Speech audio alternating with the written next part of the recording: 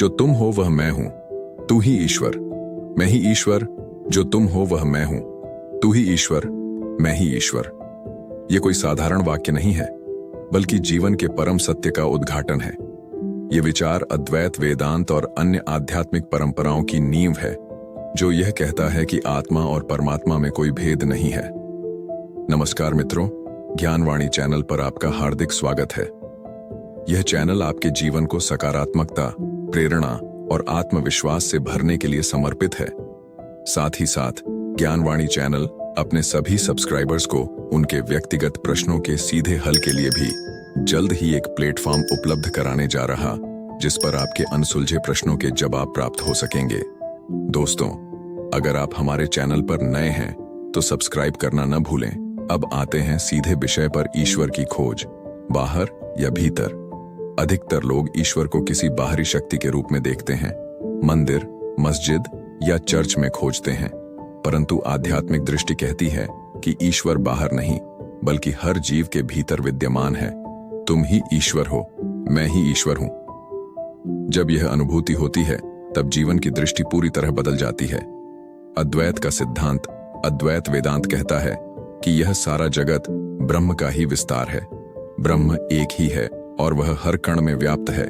इसलिए तू ही ईश्वर, मैं ही ईश्वर का अर्थ यह है कि हर जीव और हर वस्तु में वही दिव्यता है।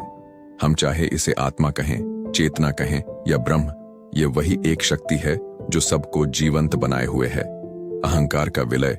जब हम यह मानते हैं कि मैं ही ईश्वर हूं, तो इसका अर्थ अहंकार का पोषण नहीं है। इसका अर्थ है अहंकार का पूर्ण विसर्जन। क्योंकि जब मैं और तुम के बीच कोई भेद नहीं बचता, तो अहंकार का अस्तित्व समाप्त हो जाता है। यह अवस्था करुणा, प्रेम और आत्मिक शांति को जन्म देती है। जीवन का दृष्टिकोण बदलता है। इस अनुभूति से जीवन में बड़ा परिवर्तन आता है। हम हर व्यक्ति को अपने समान देखते हैं। जब हमें यह बोध होता है कि हर प्राणी में वही ईश्वर विद्यमान है, तो द्वेष, ईर्ष्या और अलगाव की भावनाएं स्वतः समाप्त हो जाती हैं। तब प्रेम और सेवा ही जीवन का आधार बन जाते हैं। ध्यान और आत्मचिंतन का महत्व। तू ही ईश्वर, मैं ही ईश्वर की अनुभूति केवल शब्दों तक सीमित नहीं रह सकती। इसके लिए आत्मावलोकन, ध्यान और आत्मचिंतन की आवश्यकता होती है। जब मन शांति में स्थित होता है और हम भीतर की गहराई में उतरते हैं, तब यह सत्य हमें अनुभव होता है। जो तुम हो वह मैं हूं, तू ही ईश्वर, मैं ही ईश्वर।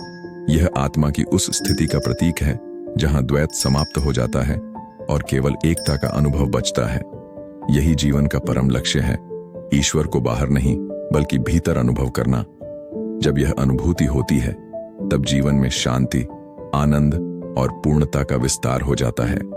ज्ञानवाणी पर यह वीडियो आपको जो तुम हो वह मैं हूं की रहस्यमयी दुनिया को समझने में मदद करेगा। अगर आपको ऐसा कोई अनुभव हुआ है तो हमें कमेंट सेक्शन में जरूर बताएं। अगर यह लेख आपके लिए उपयोगी रहा हो तो इसे लाइक करें और हमारे चैनल ज्ञानवाणी को सब्सक्राइब करें। हमेशा खुश रहें और दूसरों की मदद करें। धन्यवाद।